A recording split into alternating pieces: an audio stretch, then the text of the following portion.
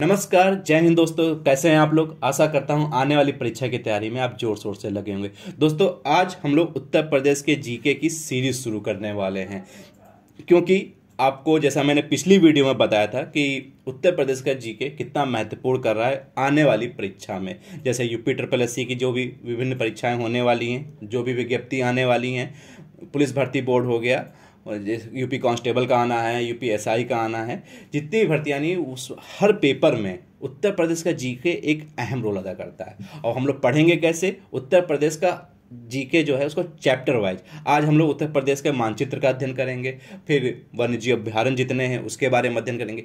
एक एक तथ्य को मैं समझाऊंगा, कोई भी तथ्य छूटने ना पाए ऐसे मैं पढ़ाऊंगा। उसके बाद हम प्रैक्टिस सेट भी सॉल्व करेंगे, ठीक है। बाकी कैसे क्या क्या पढ़ाना है, क्या करेंगे, ये मैंने पिछली वीडियो में बताया था। बाकी मैं आपको समझाते हुए चलूंगा। बस आपको करना क्या है, ये वीडियो आप ध्यानपूर्वक देखते जाइए, ठीक ना। आज ये पहला वीडियो है उत्तर प्रदेश के जीके का, ठीक है ना, पहला वीडियो है। ज़्यादा लंबी वीडियो नहीं रखेंगे, मुश्किल से 15-20 मिनट या 25 मिनट अगर हो जाता है, मैक्सिमम इससे ऊपर नहीं जाएगा, ठीक है। मैक्सिमम इतना ही रहेगा वीडियो, जिससे आपको बोरियत ना महसूस हो, ठीक है। और एक एक तथ्य कोई भी तथ्य छूटने ना पाए। जो प्रीवियस ईयर में पूछे जा चुके हैं विभिन्न परीक्षाओं में, उन तथ्यों को भी समावेश करते हुए चलेंगे। बाकी प्रैक्टिस सेट में तो आपको मैं प्रैक्टिस करवा ही दूंगा, ठीक है। तो वीडियो में बने रहिए और पूरी वीडियो देखिए। आपको जब समझ में आएगा तभी आप चैनल सब्सक्राइब कीजिएगा, ठीक है, और वीडियो को लाइक कीजिएगा, ठीक। अगर कोई प्रश्न है, एक चीज़ और भी मैं बता दूंगा, अगर कोई प्रश्न, कोई चीज़ नहीं समझ में आ रहा है तो आप कमेंट बॉक्स में लिखिएगा, मैं आपको जरूर रिप्लाई करूंगा, ठीक है। तो चलिए पहला वीडियो हम शुरू करते हैं। देखिए, उत्तर प्रदेश का ये सामने मानचित्र है, ठीक ना। ये गवर्नमेंट की साइट से मैंने डाउनलोड किया है। ये आपका उत्तर प्रदेश का मानचित्र हो गया। आज हम लोग इसका डिटेल में हम लोग अध्ययन करेंगे, ठीक है। एक एक तथ्य हम लोग पूरा कवर करेंगे। पहली बात, उत्तर प्रदेश का मानचित्र देखते हैं तो सबसे पहले दिमाग में क्या आता है कि इसका क्षेत्रफल कितना है, ये कितना एरिया है। तो ये आपको पता होना चाहिए। उत्तर प्रदेश का मैं बगल में लिख रहा हूँ 2,40,928 वर्ग किलोमीटर, ठीक है ना। उत्तर प्रदेश का क्षेत्रफल कितना है? 2,40,928 वर्ग किलोमीटर। ये जो पूरे भारत का जो क्षेत्रफल है, पूरे भारत का क्षेत्रफल, उसका ये कितने प्रतिशत है? 7.33% है, ठीक है ना। ये चीज़ें पूछी जाती हैं और कई बार परीक्षा में पूछी गई हैं, ठीक है। तो उत्तर प्रदेश का क्षेत्रफल हो गया 2,40,928 वर्ग किलोमीटर। और ये पूरे भारत का क्षेत्रफल है कितना, ये भी आपको पता होना चाहिए। मैं लिख दे रहा हूँ, इंडिया, इसका क्षेत्रफल कितना है पूरे भारत का क्षेत्रफल? 32,87,263 वर्ग किलोमीटर, ठीक ना। ये पूरे भारत का क्षेत्रफल हो गया। कितना हो गया? 32,87,263 वर्ग किलोमीटर। इसका 7.33% उत्तर प्रदेश का क्षेत्रफल है। कितना है? 2,40,928 वर्ग किलोमीटर। तो ये रहा आपका पूरा क्षेत्रफल, ठीक है। अब उत्तर प्रदेश का क्षेत्रफल तो आपको पता है। इसके बाद उत्तर प्रदेश की स्थिति कहाँ है, मतलब ग्लोब में इसकी स्थिति कहाँ पे है? अक्षांश देशांतर रेखाएं, जैसा आपको पता होगा, आपने पढ़ा होगा। नहीं पढ़ा होगा तो मैं आपको जब ज्योग्राफी पढ़ाऊंगा तो आपको बता दूंगा, ठीक ना। आपको पता है, मोटा मोटा आप लोग समझ लीजिए। जो मानचित्र होता है या आप ग्लोब देखेंगे, उस पर कुछ लाइनें होती हैं, इस तरह पड़ी पड़ी लाइनें होती हैं, ठीक है ना। और एक होती हैं खड़ी खड़ी लाइनें होती हैं इस तरह से, ठीक है। जो खड़ी लाइनें होती हैं, जैसे ये खड़ी लाइन हो गई, ठीक ना, तो ये देशांतर रेखाएं कहलाती हैं। क्या कहलाती हैं? देशांतर रेखाएं कहलाती हैं। और जो लेटी लेटी रेखाएं तो ये क्या कहलाती हैं? अक्षांश रेखाएं कहलाती हैं, ठीक ना। अक्षांश रेखाएं कहलाती हैं। सबका, इन दोनों का अलग अलग महत्व है, अलग अलग चीज़ें इनसे जानकारी करते हैं। फिलहाल यहाँ पे समझ लीजिए। अब हमको यहाँ पे जानना है कि इसका देशांतरीय विस्तार कितना है और अक्षांशीय विस्तार कितना है। तो जो समझ लीजिए, ये जो खड़ी लाइनें हैं, तो ये यहाँ से, ये जो लास्ट में जो यहाँ पे छू के जा रही होगी लाइन, वो लाइन कितनी है। और लास्ट का जो पूरब दिशा में सबसे लास्ट में जो बलिया का है, ये बलिया का है, ये बलिया का जो है, यहाँ पे कौन सी देशांतर रेखा गुजरती है, ठीक ना। तो देशांतरीय विस्तार कितना है? ये हो गया आपका 77 डिग्री 5 मिनट से 84 डिग्री 38 मिनट। ये आपका देशांतरीय हो गया। ग्लोब में कहाँ इसकी स्थिति है? ग्लोब में ये पूरब दिशा में, क्योंकि भारत पूरब दिशा में है तो ये पूरब दिशा में है। तो ये जो आपका जो सबसे पश्चिमी जिला जो है शामली, यहाँ से कौन सी रेखा गुजरती है? 77 डिग्री 5 मिनट देशांतर रेखा, ठीक ना। और सबसे पूर्वी लाइन कौन सी हो गई, 84 डिग्री 38 मिनट। ये हो गया देशांतरीय विस्तार। अक्षांशीय विस्तार कितना है, मतलब सबसे ऊपर वाली लाइन और सबसे नीचे वाली लाइन, सबसे उत्तर और सबसे दक्षिण। सबसे उत्तर में कौन सा जिला है आपको पता है, सहारनपुर जिला है, ठीक, ये सहारनपुर है। तो ये जो यहाँ पे कौन सा, ये जो लाइन है, ये अक्षांश कौन सा रेखा है, 31 डिग्री 28 मिनट। ये हो गया इसका सबसे उत्तरी अक्षांश रेखा। और सबसे दक्षिणी, सब पता है आपको, सोनभद्र जो है सबसे दक्षिणी जिला है। तो यहाँ पे कौन से अक्षांश रेखा है, 23 डिग्री 52 मिनट। 23 डिग्री 52 मिनट जो है सबसे दक्षिणी रेखा हो गई, ठीक है। ये आपको पता होना चाहिए। आप इसको, मैं जो बता रहा हूँ ये आप इसको ध्यानपूर्वक सुनिए। अगर एक दो बार थोड़ा रिपीट भी कर लेंगे ना तो ये आपके दिमाग में बैठ जाएगा, ठीक है। अक्षांशीय विस्तार कितना हो गया, सीधी सी बात समझिए, 23 डिग्री, सबसे नीचे चले जाइए, 23 डिग्री 52 मिनट, और सबसे ऊपर 31 डिग्री 28 मिनट। अगर आपको मिनट नहीं याद रह रहा है तो कम से कम 23 और 31 आप याद रखिए। देशांतरीय विस्तार कितना हो गया, 77 84। सबसे मतलब पश्चिम में शामली जिला है, 77 हो गया। और सबसे पूरब में जो जिला हो गया बलिया जिला, वो कहाँ हो गया, 84 मिनट। आपको पता होना चाहिए, ठीक। तो ये हो गया अक्षांशीय रेखा और देशांतरीय रेखा, और इनका विस्तार क्या है। पहले मैं थोड़ा सा मिटा दूं इसको। इसके बाद अब हम लोग, इसके बाद क्या पूछा जाता है, इसके बाद ये देखा जाता है कि किस किस जिले से कौन कौन से राज्य सीमा बनाते हैं, ठीक। पहली बात, उत्तर प्रदेश कितने राज्यों से मतलब ये बनाता है सीमा, ये कई बार प्रश्न पूछा गया है, तो ये आपको पता होना चाहिए, ठीक है। तो आप अपने आप से काउंट कीजिए, रटिए नहीं, रटेंगे कि 8 से बनाता है या 9 से बनाता है। बहुत सारे बच्चे 8 में या 9 में 8 या 9 में कंफ्यूज होता है, कोई कहता है 9, कोई कहता है 8। देख लीजिए, खुद समझिए। सबसे हम लोग ऊपर से गिनना शुरू करेंगे। ये तो नेपाल एक देश हो गया, अलग हो गया। सबसे पहले उत्तराखंड से बनाता है। उत्तराखंड पहले उत्तर प्रदेश का हिस्सा था, सन 2000 में अलग कर दिया गया था, ठीक है, अलग राज्य हो गया था। तो ये जो है, ये जो आपका हो गया उत्तराखंड सबसे ऊपर। उसके बाद हिमाचल प्रदेश से देखिए, सहारनपुर जो है हल्का सा ऊपर सीमा बनाता है। ये कई बार प्रश्न आता है कि हिमाचल प्रदेश से मतलब सीमा बनाता है नहीं बनाता, तो बहुत सारे बच्चे कंफ्यूज हो जाते हैं। तो ध्यान रखिएगा, हिमाचल प्रदेश से हल्का सा ऊपर सीमा बनता है। सहारनपुर जो है उत्तराखंड, हिमाचल प्रदेश और हरियाणा, 3 राज्यों से सीमा बनाता है। तो एक हो गया उत्तराखंड, ठीक ना, नंबर 2 पे हो गया हिमाचल प्रदेश, फिर हो गया हरियाणा, ठीक। उसके बाद फिर थोड़ा नीचे आइए, बीच में आइए, तो दिल्ली हो गया 3 नंबर, ठीक। उसके बाद आ जाइए राजस्थान से बनाता है। उसके नीचे पूरा मध्य प्रदेश है, देख रहे हैं, यहाँ से शुरू हो जाता है, आगरा से लास्ट में सोनभद्र तक। ये हो गया, तो ये कितने हो गए, 4 था, 5 राज्य हो गए, ठीक। उसके बाद छत्तीसगढ़ से भी देखिए, सोनभद्र जो है सबसे दक्षिण जिला जो है, ये छत्तीसगढ़ से भी बनाता है, 6ठे नंबर का, ठीक है। और 7वें नंबर पे झारखंड हो गया, 8वें नंबर पे बिहार हो गया, ठीक है।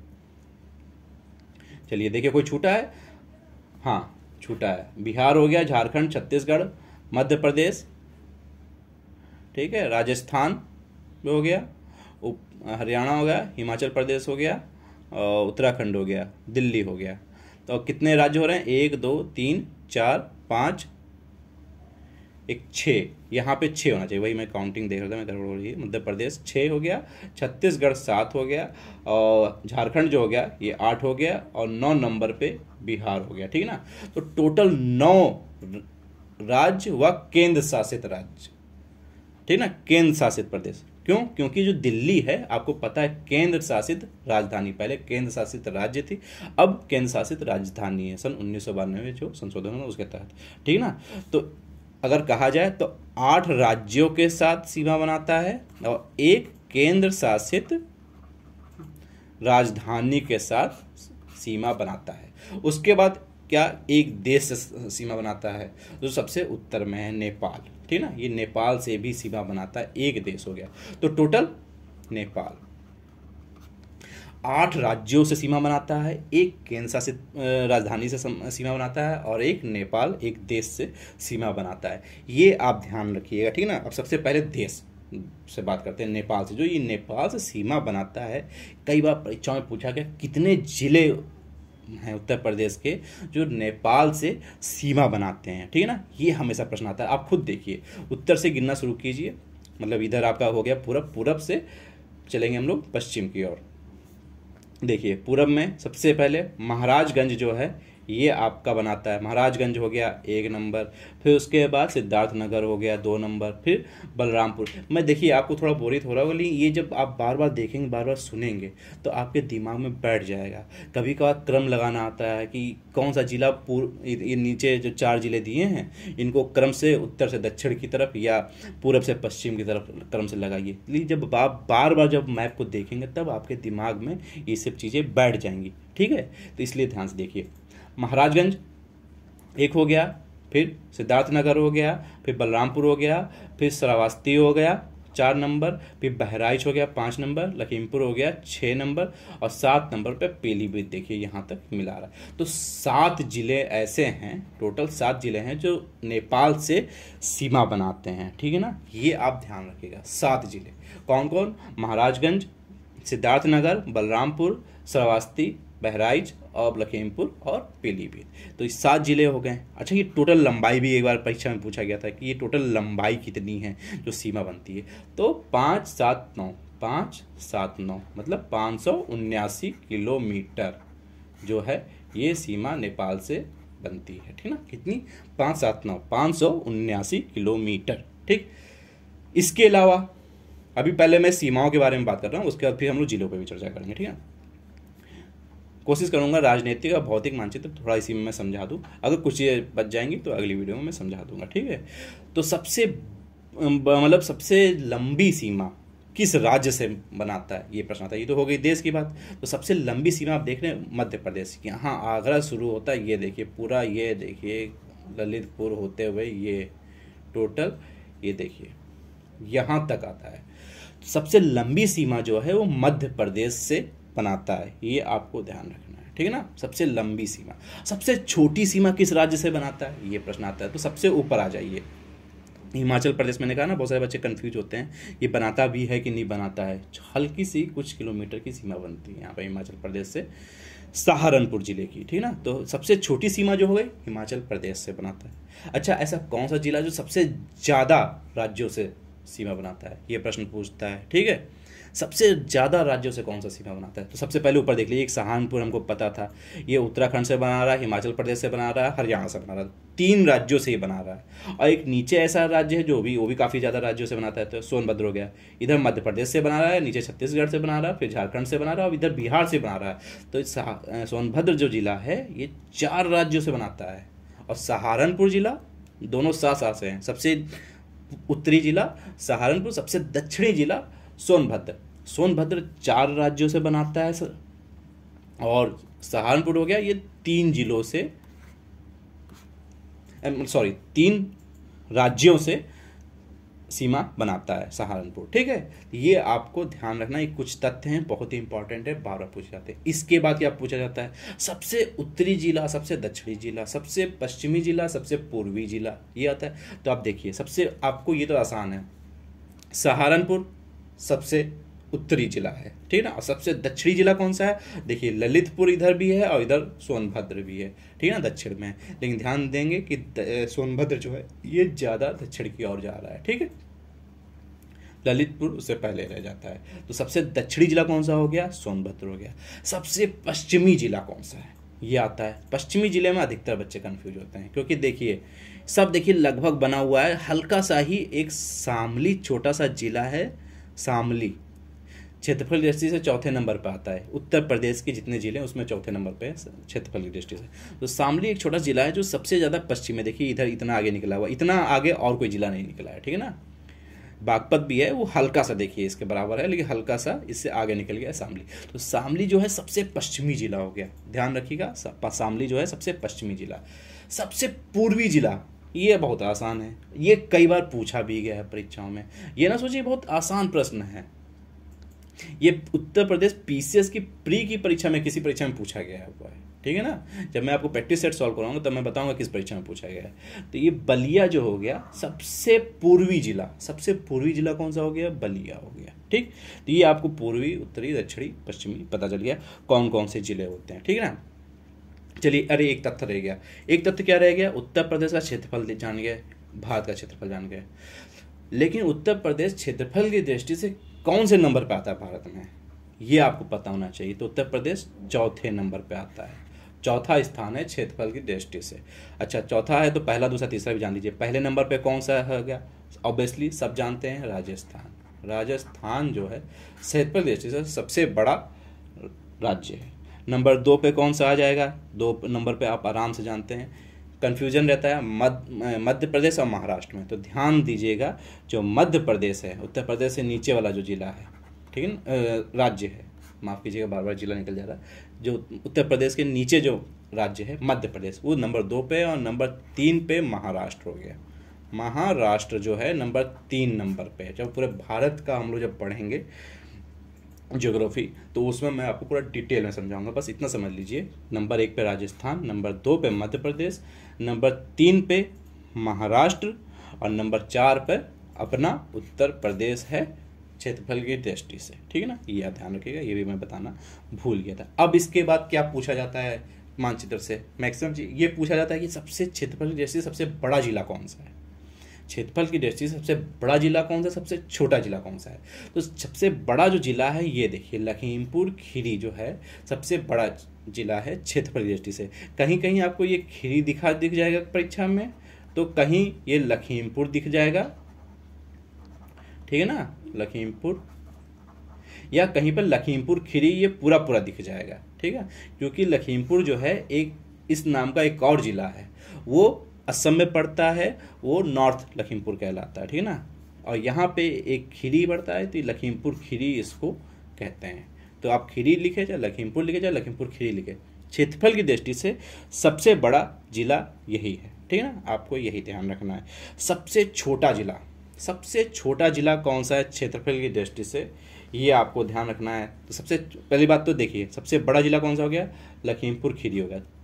कम से कम 2-3 और सुन लीजिए।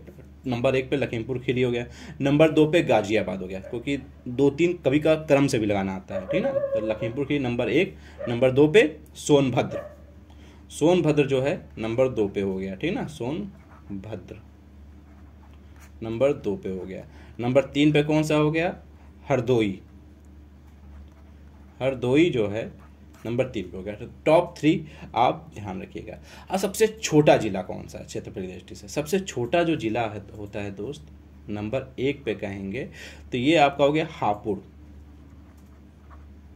हापुड़ जो है सबसे छोटा जिला है क्षेत्रफल की दृष्टि से। इससे जस्ट ऊपर कौन हो गया, गाजियाबाद, नंबर 2 पे है गाजियाबाद, गाजियाबाद। और नंबर 3 भी ध्यान रखिए, भदोई, भदोई जो है नंबर 3 पे हो गया। नंबर 4 पे मैंने बताया था शामली जो है सबसे पश्चिमी जो जिला है वो नंबर 4 पे आता है। ठीक है ना, नंबर 3 आप तक ध्यान रखिए, हापुड़, गाजियाबाद, भदोई। और सबसे बड़ा जिला लखीमपुर खीरी, सोनभद्र और हरदोई। ठीक है, ये चीज़ें कुछ हैं तथ्य जो आपको ध्यान रखनी चाहिए। ठीक है, और ये तो हुआ आपका एक तरह से राजनीतिक, और कुछ मैंने जो क्षेत्रफल बताएं और अक्षांश देशांश बताए, थोड़ी सी भौतिक मानचित्र से संबंधित चीज़ें बता दी। तो ये मैक्सिमम चीज़ें जो हैं अधिकतर आपसे पूछता है। सबसे बड़ा मतलब सीमा किससे बनाता है, किस राज्य से, तो मध्य प्रदेश। ध्यान रखना है, कई बार परीक्षा में पूछा है, ये आपको ध्यान रखना है। ठीक है, और नेपाल से बनाता है। उत्तराखंड से नवंबर सन 2000 में, नवंबर 2000 में उत्तराखंड जो है उत्तर प्रदेश से अलग कर कर एक राज्य बना दिया गया था। 24 जिले थे, 24 जिले को हटा के अलग राज्य बनाया गया था। ठीक ना, कितने कुछ सीटें चली गई विधानसभा की, पहले कुछ और थी, फिर कुछ और भी कई चीज़ें थी, वो सब मैं आपको बाद में पढ़ाऊंगा जब इसका चैप्टर आएगा तब। तो कुल मिला के मानचित्र से आपके इतने प्रकार के तथ्य निकलते हैं। ठीक है, कुछ भौतिक तथ्य भी हैं, वो मैं अगली वीडियो में आपको कंप्लीट करवा दूंगा। ठीक है ना, अगली वीडियो में मानचित्र ये आपका पूरा कंप्लीट हो जाएगा, इससे संबंधित सारे तथ्य आपके कंप्लीट हो जाएंगे। उसके बाद हम लोग एक प्रैक्टिस सेट करेंगे, या एक काम करते हैं 2-3 चैप्टर्स पढ़ लेते हैं, उसके बाद प्रैक्टिस सेट सॉल्व करते हैं, तब ज़्यादा मजा आएगा। तो इसके बाद क्या यही करते हैं हम लोग कि अगली वीडियो में पूरा ये भौतिक मानचित्र भी पूरा कंप्लीट करा दूंगा। उसके बाद वन्यजीव अभ्यारण्य कंप्लीट कराते हैं, 1-2 चैप्टर और कंप्लीट करते हैं। उसके बाद प्रैक्टिस सेट शुरू करते हैं, ठीक है ना। प्रैक्टिस सेट में वही क्वेश्चन लगाएंगे जो प्रीवियस ईयर में पूछे जा चुके हैं, स्पेशली हमारे स्टेट में जितने भी हैं, पुलिस भर्ती बोर्ड हो गया, यूपी SSC हो गया या यूपी PCS आयोग हो गया, ठीक ना। ये जितने भी तथ्य पूछे गए होंगे सबको, और जो और इम्पॉर्टेंट तथ्य हैं जिनकी लगती है संभावना कि ये पूछे जा सकते हैं, उनको सम्मिलित करेंगे और उनका मैं प्रैक्टिस सेट तैयार कर दूंगा और वो उसको हम लोग सॉल्व करेंगे। उसमें और भी चीज़ें क्लियर होती जाएंगी, हर क्वेश्चन में मैं आपको डिटेल में समझा भी दिया करूँगा, ठीक है ना। तो आज की वीडियो में इतना ही रखते हैं, नहीं तो ज़्यादा लंबी वीडियो हो जाएगी, फिर आपको बोरियत महसूस होगी। कई बार कमेंट बच्चे करते हैं कि सर आप बहुत लंबी वीडियो हो जाती है, तो बोरियत महसूस होने लगती है। इसलिए मैं अब सोच रहा हूँ तो छोटी वीडियो रखूँ, ठीक रहेगा।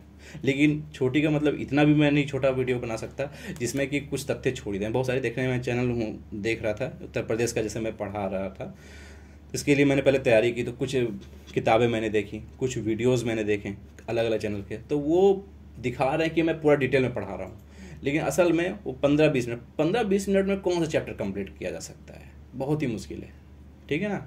तो मैं कोशिश करूँगा कि कम समय में ज़्यादा से ज़्यादा तथ्य दे सकूँ और मैक्सिमम चीज़ें आपकी कवर करवाऊँ, तो कोई तथ्य छूटने ना पाए, क्योंकि छूटेगा तथ्य तो सारी तैयारी बेकार हो जाती है, सारी मेहनत बेकार हो जाती है, ठीक है। तो थोड़ी वीडियो अगर लंबी, हल्की सी लंबी हो जाएगी, ज़्यादा मैं लंबी नहीं करूँगा, हल्की सी लंबी हो जाती है, तो उसके लिए आप थोड़ा वीडियो की स्पीड बढ़ा दीजिए, 1.25 कर दीजिएगा, जिससे आपको थोड़ा और क्लियर समझ में आएगा। क्योंकि मैंने खुद अपनी वीडियो देखी, थोड़ी सी स्पीड बढ़ा के 1.25 में, तो ज़्यादा मुझे समझ में आया, ज़्यादा मुझे लगा, अच्छी वीडियो लगी, ठीक है ना। तो आप भी यही कीजिएगा, आपको समझने में आसानी। अगर आज जितना मैंने बताया इससे संबंधित कुछ इसमें प्रश्न है आपके पास, तो कमेंट बॉक्स में लिखिएगा और अगली वीडियो मिलते हैं। ये मानचित्र वाला चैप्टर पूरा कंप्लीट करेंगे अगली वीडियो में। और काफ़ी दिन हो गए मैं वीडियो नहीं बना रहा था, उसके लिए सॉरी। और इसी कारण शायद इस समय बोलने में मुझे घबराहट हो रही है, ठीक से मैं बोल नहीं पा रहा हूँ, तो धीरे धीरे फिर से प्रैक्टिस हो जाएगी, फिर से अच्छे से बोलने लगूँगा। और कोई समस्या है, कोई अगर प्रश्न है तो कमेंट बॉक्स में लिखिएगा। वीडियो देखने के लिए धन्यवाद।